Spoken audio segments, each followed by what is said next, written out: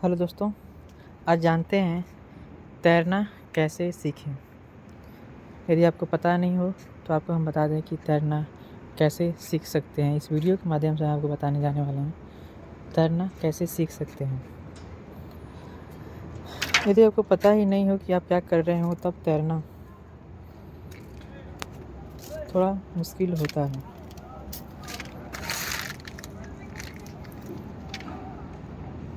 किंतु चिंता न करें, कुछ ऐसे उपाय हैं जिनसे तैरना सीखना इतना कठिन नहीं रह जाएगा। अगर एक बार सीख गए तब तो तैरना बहुत ही आसान होगा। तैरने के कुछ ऐसे तरीके जिसको आपको जानने की बेहद ज़रूरत होती है। सबसे पहला पॉइंट तैरने के लिए, सीखने के लिए, अपना डर छोड़ दीजिए। बहुत से लोग डूबने के डर से तैरना सीखते ही नहीं। यद्यपि लोग डूबते तो हैं, किंतु अधिकांश ऐसी घटनाओं में बहुत ही सामान्य उपायों से बचा जा सकता है। इन दिशा निर्देशों के पालन से आपके डूबने की संभावना नाटकीय ढंग से बहुत कम हो जाएगी। अकेले ना तैरें, हमेशा बहुत सारे अथवा किसी ऐसे व्यक्ति के साथ तैरने जाएं जो एक शक्तिशाली तैराक हो। सबसे अच्छा होगा कि आप ऐसे स्थान पर जाएं जहां जीवन रक्षक मौजूद हो। तैरना सीखने के लिए सबसे पहले जीवन रक्षक का होना सबसे ज़रूरी है।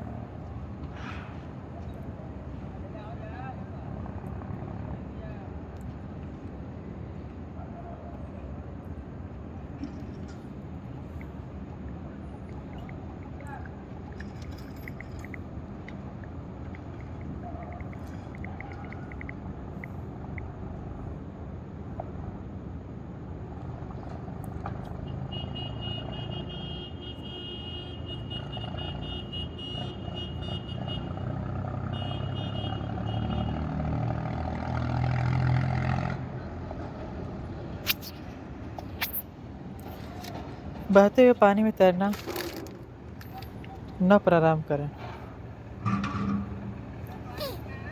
यदि आप समुद्र अथवा नदी में तैरना सीख रहे हों तब आपको पानी की गति मालूम होनी चाहिए। आप ऐसी जगह तैरने जाएं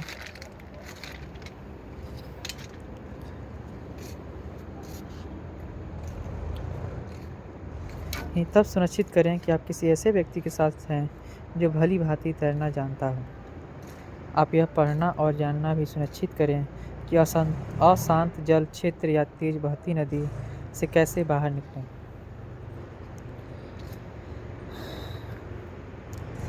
पानी में उतनी गहराई तक जाएं जितनी में आप संभल सकें। जब आप तैरना सीखना शुरू करें तो इतने गहरे पानी में न जाएं जहां आप खड़े ना हो सकें। इस प्रकार से यदि कुछ गलती हो भी जाएगी तो आप खड़े होकर सांस ले सकते हैं। खराब मौसम में न तैरें। हल्की बारिश साथ तब तक तो ठीक है, किंतु यदि आप तूफान को आता देखें या सुने तुरंत पानी के बाहर निकल आएं। आप कितना भी अच्छा तैरना क्यों न जानते हों, इस नियम को पालन अवश्य करें। बहुत ठंडे पानी में न तैरें। बर्फीले पानी में अपने शरीर के अंगों का चलाना अचानक ही बहुत कठिन हो सकता है।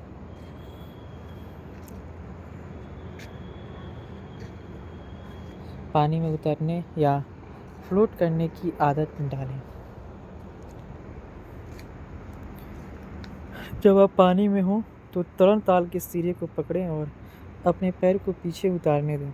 यदि आप चाहेंगे तो पैर आसानी से ऊपर उठ जाएंगे, किंतु कुछ लोगों में पैर धरातल की ओर जाते हैं, हालांकि ऊपर का शरीर उतरता रहता है। चिंता न करें, सिर्फ इस तरीके को फिर से करें। इसका अभ्यास पेट के बल और पीठ के बल दोनों अवस्थाओं में तब तक करें जब तक कि आप अपने आधे शरीर के उतारने के आदी न हो जाएं। जैसे ही आप तैयार हों, अपने पेट या पीठ के बल फ्लोट करने का प्रयास करें।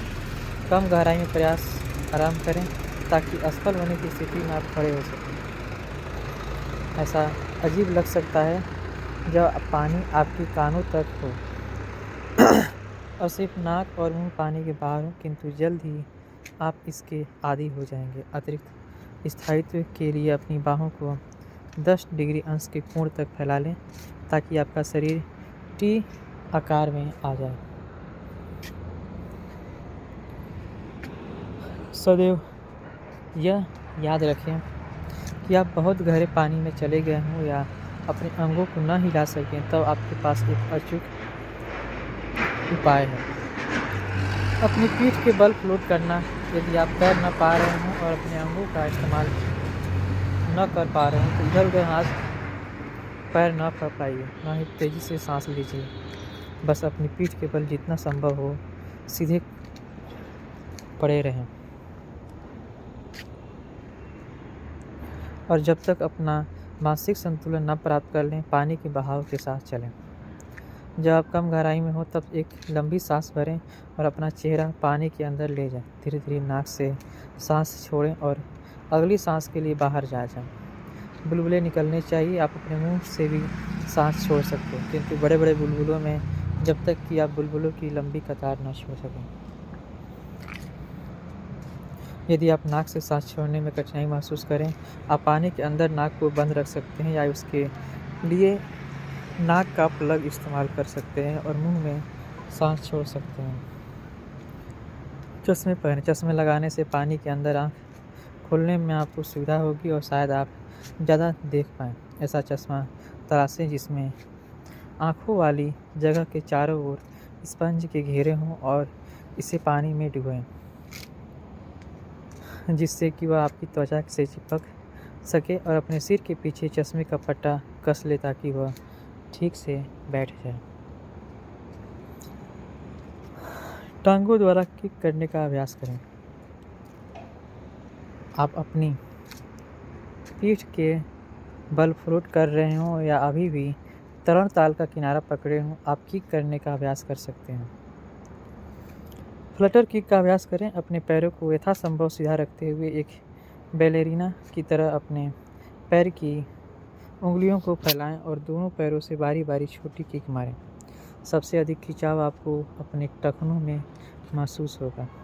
व्हिप किक का अभ्यास करें। कमर से घुटनों तक और घुटनों से टखनों तक अपने पैरों को कस के साथ साथ रखें।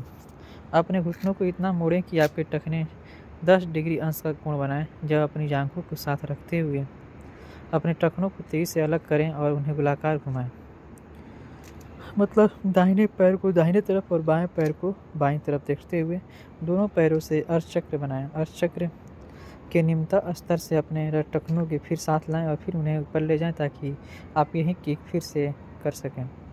एक बीटर किक का अभ्यास करें। सामान्यतः इस किक का उपयोग पानी में आगे बढ़ने के लिए किया जाता है जब आपका सिर और कंधे पानी के बाहर हों और आप लंबी स्थिति में अपने घुटने मुड़े रखें और टांगें कमर की चौड़ाई की दूरी पर हों।